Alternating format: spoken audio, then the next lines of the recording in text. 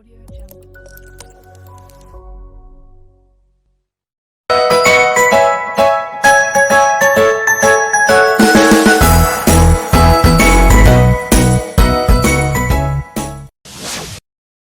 one is to be the growth mindset role model for our kids. They pick up our messages from verbal and non-verbal communication, and they learn from us. So we need to be their example as always. We need to be careful of the language we use at home. How often do we say, oh, I'm terrible at cooking, I'm horrible at math, I've never been good at this, I've never been good at that, as if there is no hope for us. These are the messages that our kids pick up. We may say to them, oh, I'm terrible at cooking yet. Encourage your kids to take the hard road, not the easy one. And here, I love the metaphor that my friend Mimi uses. She always takes the stairs rather than the elevator, and she says there are no shortcuts. I would rather get used to taking the stairs always. And we can apply that for everything in our life.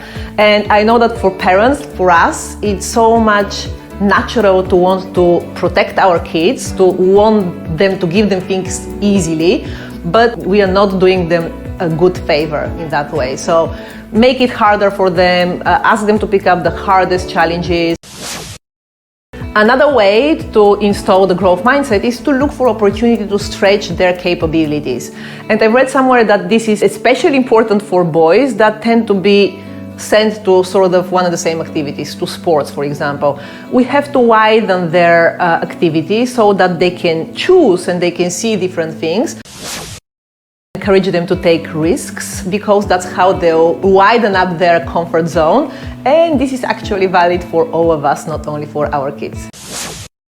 Teach them about the brain. It's in fact, sometimes we forget we can show visuals to our kids or talk to them openly about what happens in their brain.